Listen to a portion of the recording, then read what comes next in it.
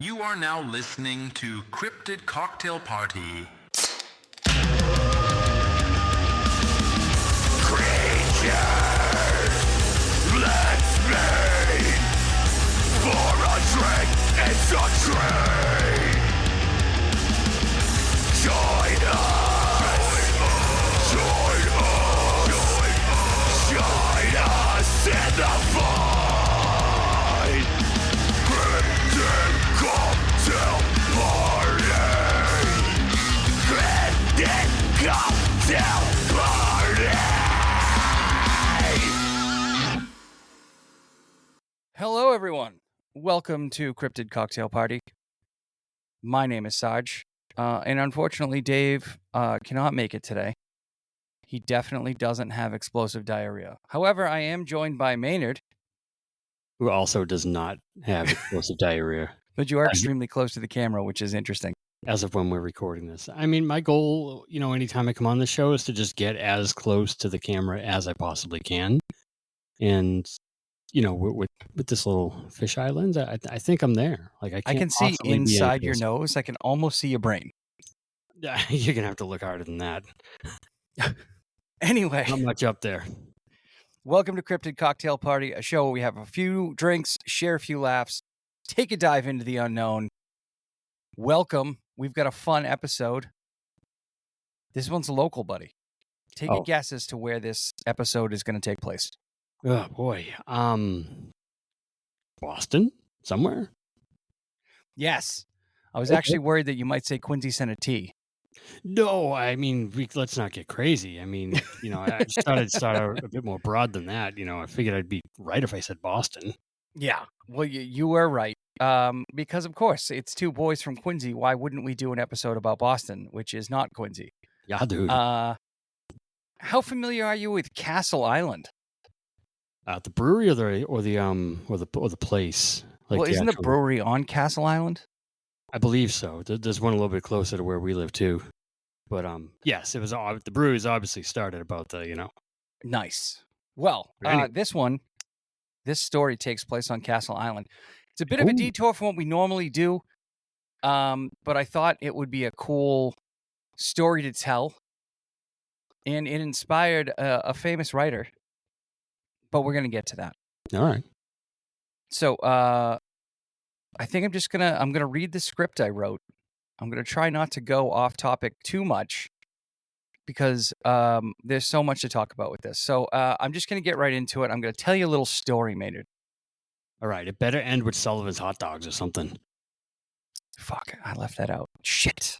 All right. No time to fix that now. Here we go. Lieutenant Robert Massey was a kind, compassionate man. His calm, quiet leadership set him apart from his fellow officers on Fort Independence.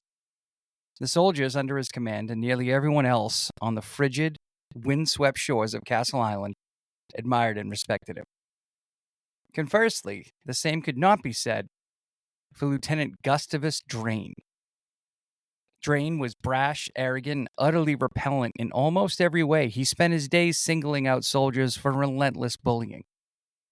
If he took a particular dislike to someone, Drain, an accomplished swordsman, would invent some unforgivable offense and demand immediate satisfaction. Drain killed many men within the cold, imposing granite walls of the stronghold. I'm kind of glad we don't do duels anymore. Not to get off on a side quest here, but Yeah, that could get ugly. yeah, Uglier like these days. I was looking up duels. I wanted to look up how they worked. And apparently, when you challenge someone to a duel, they get to pick the weapon. And that feels kind of fucked up.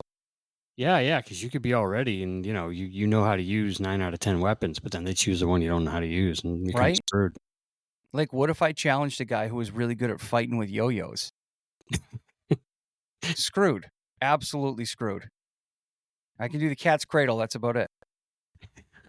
Anyway, on December 25th, 1817, the soldiers of Fort Independence took shelter from the cutting breeze sweeping in off Boston Harbor. Across the frozen seawater built up on the shore. Gray clouds stretched out from across the winter sky, denying the garrison of even the hope of warmth from the sunlight. Within the weathered ramparts, men were sitting around a wooden table playing cards while warming up by the fire. Lieutenants Massey and Drain sat across from each other.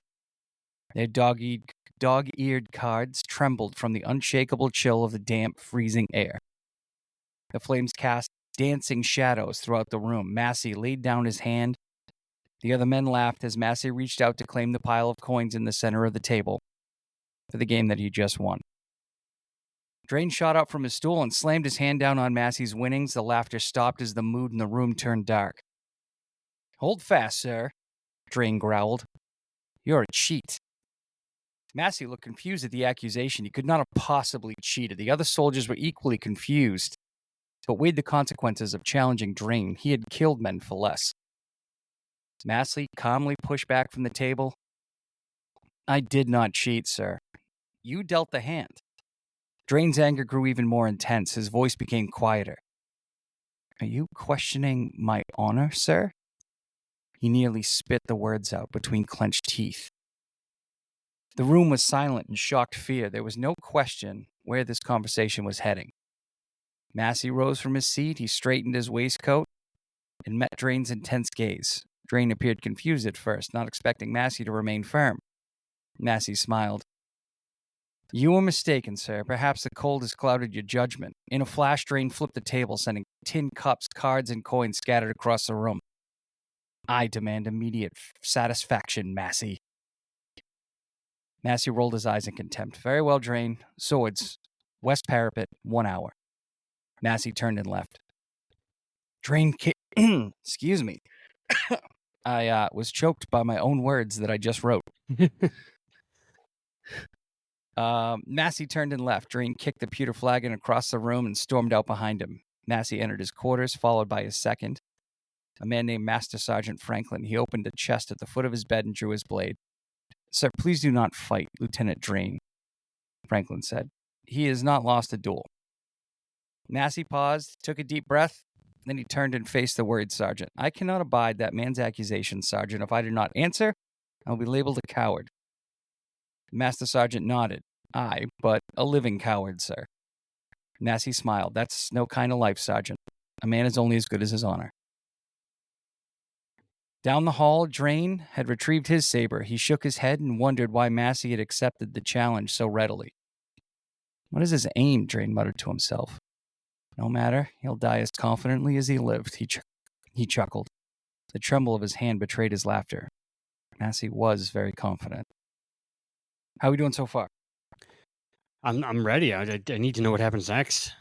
I was writing this with Edgar Allan Poe in mind, but then I remembered he's a much better writer than I am, so I stopped doing that. And he was a poet, wasn't he?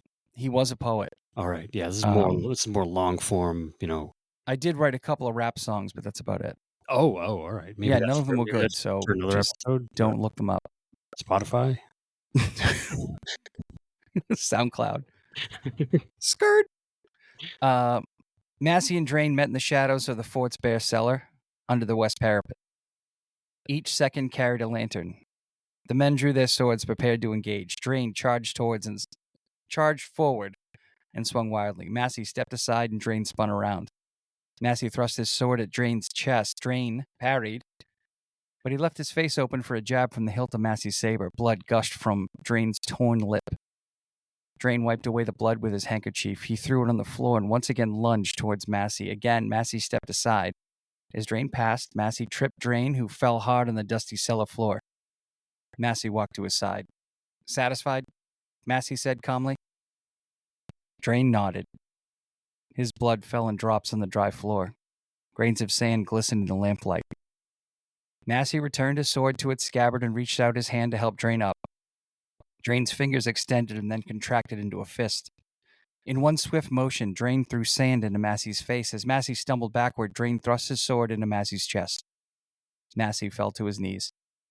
Drain placed his boot on Massey's shoulder and kicked him backward as he drew his sword from between Massey's ribs. Quite satisfied, Drain hissed through a ghoulish, bloody smile. Massey fought for air as he breathed his last on the cold ground. Oof. Yeah. It doesn't seem Brutal. like fair play. Yeah, Drain's a fucking dick. Everything that I read about this guy, which is one paragraph from a blog some Boston guy wrote, sounds like he's a jerk. Terrible human. Okay, back to the story. The winter of 1817 reluctantly gave way to the warm, softer air of spring. Lieutenant Massey's fresh grave was covered with the small blue flowers that sprung up in response to the welcome April sunlight. Drain escaped justice for the murder, though word spread quickly about his underhanded attack. The men of Fort Independence largely avoided him, except for Master Sergeant Franklin. Through the rest of the winter, Drain and Franklin became friends. They shared a love of local rum made in Boston's North End. Call back to the Great Molasses Flood. What happened like 100 years later? They still making rum? I wish they were, but I don't think they are. And I can't imagine it's very good. From time to time, Franklin would bring a bottle to Drain, smuggled by a passing fishing vessel. Drain seemed unaffected by the murder of Massey. In fact, he was soon to be married to a woman from Beacon Hill, so things were looking up for him. In celebration, Beacon Hill. Clearly rich. Master Sergeant Franklin convinced him to celebrate the night before the wedding. Drain agreed on the condition that Franklin secure some more rum. As the night began, a band of soldiers played music while others danced and sang. Drain's cup was never fully emptied. With every sip, someone would pour more into his flagon. As the moon rose above the fort, the men of Fort Independence celebrated Lieutenant Drain. "Drink up, sir. We've got a surprise for you," Franklin shouted above the celebration. Drain nodded, fully incoherent, as the strong molasses rum had sunk deep into his veins. The drinking, the singing, the dancing, it all carried on long into the night. Drain's eyes blinked slower and longer until he eventually fell asleep. A cold breeze and hushed, imperceptible talking drew Drain out of his slumber. His head throbbed. Though still dark, the faint light of the lamp made his eyes water. He attempted to roll away from the light when he felt the rough shackles around his wrists. His eyes widened. He looked up to find his hand suspended over his head. "All right, boys, enough games. I'm through. Take me to bed," Drain grumbled. In the darkness, Master Sergeant Franklin called out to Drain, "Aye, sir, enough games. I assume you're satisfied now." Drain lifted his head to find Franklin's voice. To his shock, he found a fresh stone wall with a small hole in it. Franklin held out a lamp through the hole. "You would be impressed, sir. The boys and I managed to build this wall while you slept. She's sturdy," Franklin laughed. Drain tried to stand up, but his hands were stuck fast to the shackles, and the shackles were securely fastened to the wall. "I'm not amused, Franklin. Free me at once," Drain shouted. Franklin pulled the lamp through the wall, allowing the shadows to consume every inch of Drain's new tomb. "Lieutenant Massey sends his congratulations on your wedding, sir, though I think you might be late." Franklin carefully spread mortar on the opening. Drain began shouting for help. Panic rose in his voice and cracked with fear. Franklin lifted the heavy granite stone and fitted snugly into the hole. Drain's screams faded, muffled by the thick granite walls. A heavy silence fell in the cellar of Fort Independence. Lieutenant Drain was never seen again. Ooh. What do you think? So does that mean he's still there? Walled up Walled in up? the basement of Fort Independence. Dang. So, this story is crazy. It's wild. It's so wild, in fact, that just a few years later, someone else was completely blown away by it. A hard-charging go-getter by the name of Edgar Allen Poe. I know that guy. Yeah, right? He wrote The Raven. And a lot of poems about a woman who did not have any interest in him. He was from like Baltimore, right? No, sir. He was born and raised here in Boston, Massachusetts. Was he local? All right. He lived in Baltimore. Okay. All right. See, all right. I knew he had something. So you were right. You were right. I was just being facetious. But he was born. He was born here. Yeah, he was born here, and then as a child, he moved down to Virginia. Gotcha. Where he became a huge dick. He got drunk all the time, was constantly getting into fights. Total hellraiser, and his father was completely fucking done with him. And eventually, Poe had accumulated a shit ton of debt, and he never paid out. And so, in order to escape, he briefly changed his name and joined the military to do a 5-year bid. Dang. The funny thing is, That sent him to Boston Harbor, which in the 1820s is a fate worse than death because that shit is cold as hell in the wintertime. Just a little bit. So this was in 1827. He was then stationed at Fort Independence in Boston Harbor, which is located directly across from Logan Airport. So anybody who has flown into Boston has flown over Fort Independence. And by then, the story of Drain and Massey had become somewhat of a local legend. Poe saw the name of Lieutenant Massey on the wall in a memorial. Lieutenant Massey's grave can be found in Massachusetts. He was actually relocated, so his body is now at Fort Devens out in Ayer, Massachusetts. I've spent a lot of time at Fort Devens. It's mostly mosquitoes or snow. It's one or the other. But Poe decided that this would be a good story, and so he took the story of the duel between Massey and Drain, which apparently did happen, and he wrote the Cask of Amontillado. Have you ever heard of it? No, I don't think so. All right, so this is a great revenge story. It was one of my favorite stories of Poe's, this one and The Telltale Heart, which is also an amazing story. So in this version of the story, a nobleman named Montresor was being bullied by a fellow nobleman named Fortunato, which sounds like a dick name. It sounds like Fortunato should be wearing like Affliction jeans, driving a Cybertruck. You know, Oh, yeah. You know the guy. Totally. Yeah. And so I guess Fortunato was just constantly picking on Montresor and being just an absolute dickhead to him. And so in order to get revenge, Montresor decided to tell Fortunato that he had this cask of Amontillado that only someone as refined as Fortunato could verify that it was actually Amontillado wine. And so Fortunato came over, Montresor got him wasted, and I could be saying these names wrong, but I feel good about it. So if you've got a problem, tell your congressman. Yeah, just roll with it. So they got shit-faced drunk, and then Montresor was like, "Okay, let's go get the wine in my wine cellar." So they start going down to the cellar, and Fortunato starts getting a cough because of the damp, gross cellar air. And so Montresor was like, "Hey, we can go back," but Fortunato was so greedy he wanted the Amontillado wine, and so he's like, "No, that's okay." So they get down to the basement, and Montresor starts talking about being a Mason. And Fortunato thinks that he means a Freemason, but Montresor shows him a spade, and he's like, "No, just a Mason, just like a regular Mason." They do have a back and forth. They have a good one where Montresor talks about his family crest, and like the family's motto is basically "No slight will go unpunished." And then he, much like in the Boston story, he chains up Fortunato to the wall and then bricks him up into the wall. So instead of giving him the Amontillado, he walls him up in the wine cellar. And the interesting thing about the story also is that Poe, as the narrator, Montresor, is talking about this 50 years later, and he says, I started to feel sick about the whole situation, but I just chalked that up to the air in the cellar. May Fortunato rest in peace. Whoa. Wildly messed up. Imagine pissing somebody off so much that they wall you up in the basement of their house. That's crazy. You brick them right in. Wait, now that I think about it, you have a dungeon, don't you? Kind of. Yeah.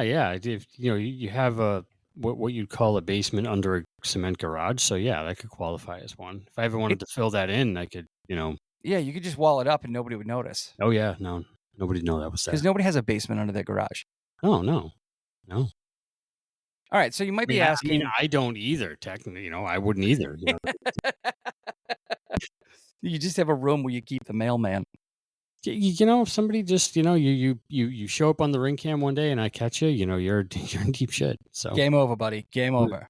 If you see me buying bricks, don't come knocking at the door for a couple hours at least. All right, so you might be asking, how true is this story? Well, Lieutenant Drain did not die. in 1817. In fact, he would go on to become Captain Drain and die in 1846 or 1847. Oh. And so for a while, people sort of chalked this story up to an urban legend. That is until 1905. So to give you a little history of Fort Independence, Fort Independence was built in the early 1800s, right around the time of the 1812 War, the American Revolution II, Electric Boogaloo. Britain's back for revenge. This time, they didn't bring tea. But Fort Independence is located right across from Logan Airport. It's a granite fort made of granite from Rockport. And it was under construction on and off from 1814 to 1850. Talk about a long-ass time to be building the fort. This is why... it is Boston. I mean, it was basically the first big dig. Exactly. And this is why nobody was going to notice if, like, a room just disappeared. Or guys were, like, building a wall, because the fort was constantly under construction. Interesting fact, former President John Adams actually named Fort Independence. Oh. Yeah. So anyway, in 1905, the fort was in desperate need of some repairs. It's on Boston Harbor, salt water, not the best friend of mortar, so it's kind of chewing up the fort, screwing it up. So workers were checking the original plans for the fort, and they found that there was a wall that wasn't in the original design. In fact, there should have been a dungeon in its place. So after some back and forth, the workers decided to tear down the wall. Behind it, they found a skeleton wearing the tattered remains of an army uniform. Worse yet, the skeleton was chained to the wall. Oh. Now, I couldn't find a ton of collaborating evidence here. However, a number of sources local to Boston claim it's true. And much like the escaped monkey in the Boston Garden, I'm willing to accept this one. Yeah, yeah. And then right after, they opened Sullivan's. Now you kind of wonder where they got the hot dogs from. Geez. So what do you think, man? Do you think this is true? I mean, it sounds like it could be true. I feel like... don't see why not. I feel like it's true. So I couldn't find any news sources, but we're also talking about 1905. So what's up with the discrepancy of Drain dying years later, though? Do they know? I think whatever happened to this guy who got walled up in there, he was probably just a piece of shit that everybody hated. Back then, when they played pranks on people, it wasn't exactly like nice. It was like, I really do hate you, and I want to do terrible things to you. So I think with Lieutenant Drain, he may not have been an asshole. He may have just been a guy who was good at dueling, and maybe Massey really did, piss him off, or maybe Massey did cheat at cards. Who knows? The story is that Massey was like this super good guy, superhero, and Drain was this terrible braggart piece of shit that everyone hated.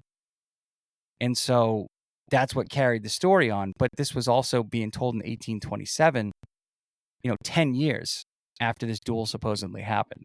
Yeah, one of those things where the story just changes over the years. And yeah, and the internet didn't exist, so, nobody would be able to argue that Drain, was actually happily living somewhere else. He got switched to a new fort, the whole 9 yards.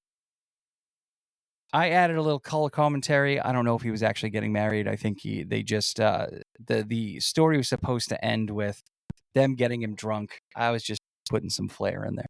Yeah. Because I felt comfortable doing that because Poe did it. And also, nobody knows what actually happened. Right. So, I mean, does it matter? I mean, no. Yeah, exactly. The interesting thing about this story is that I actually first heard this story as a boy. My father used to tell the story around the campfire. Huh. Yeah. And he also, would attribute Edgar Allen Poe, and say that, Edgar Allen Poe kind of wrote the story, the whole 9 yards. But I thought it was an interesting little piece of Boston history. And so did the people of Bethesda video games, because when they made Fallout 4 in 2015, which takes place in Boston, you actually have a bunch of missions at Fort Independence. And when you're exploring Fort Independence, you can find a skeleton walled up in the fort. Oh. Yeah. And there's actually like a whole Reddit thread of people trying to figure out who the skeleton was and like why he's relevant, like why they put him in there, because it's such a local story. And then they stumble upon the story somewhere else, and they're like, "Oh, it's like a little Easter egg thing." Yeah, and Fallout's kind of famous for that. They have a bunch of Easter eggs. But I thought this was a great story. I thought it was a lot of fun. There's a whole bunch of cool stories about Boston Harbor, so maybe we'll get to the Lady in Black at some point. Have you heard that one?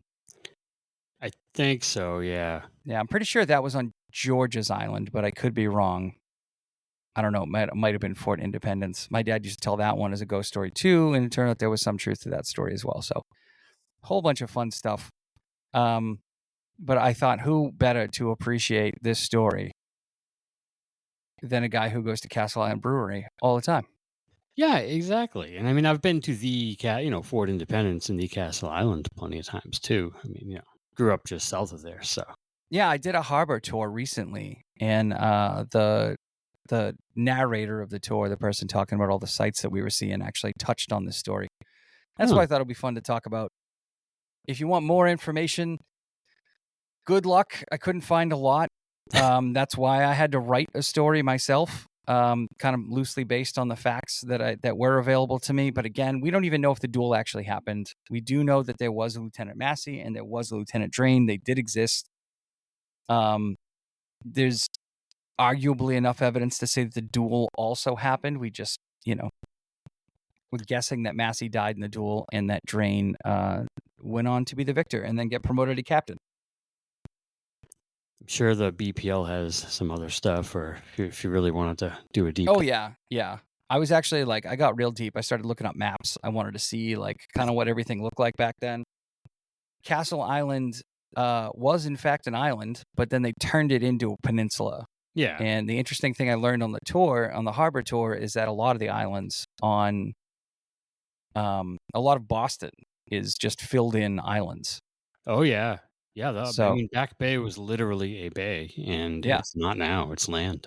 And the interesting thing is, in Fallout, Spectacle Island was actually a landfill. And when you play the game, it's just this big grassy island that you can build a settlement on. Logan Airport, I think, was made up of 3 islands. One of them was actually a gallows. It was an island where they would hang pirates. That makes sense. Be the first thing the pirates see when they come in, be like, yeah, exactly. That's exactly why they did it. So it's really fascinating. There's a lot of crazy history of Boston Harbor if you're all interested to check it out. But that's all I got. That's our story for today. Nice. Maynerd, thank you for coming in and hanging out with me. Do you have anything you want to plug? You want to talk about your Instagram or anything like that? I mean, you could visit my Instagram and Twitter, both at Maynerd Rules and Threads and all that good stuff. There's all sorts of stuff going on in the world, and you're probably going to hear about it in spurts. And that's about it. Yeah. I don't have the spurting all over the place. Well, maybe not that kind of, I don't have the attention span to sit here on there every day, but then, you give it a good run and just, get your thoughts out there. And that's kind of what I do. I try. Go do something else. I try with social media, but it's all fits and starts with me. I'll have a good period where I'm posting all the time and then a period where I'm not posting at all. Yeah, exactly. But if you do want to follow the show, we post very regularly. So we're at Cryptid Cocktail on Instagram, Cryptid Cocktail Party on TikTok. If you want to follow me or find any more information about us, you can go to our Instagram. There's a link on our Instagram page where you can find all my stuff. I'm Sarge the Destroyer on everything. Honestly, not to sound like a dick, but if you just Google Sarge the Destroyer, you'll find something with me in it, and then you can just follow the link from there. There you go. That's easy enough. Now, normally I'm the one who says goodbye and I love you to the audience, but Maynard, I thought maybe you would be, you wouldn't mind doing that. So, would you like to say goodbye and I love you to the audience? Goodbye, and I love you. Perfect.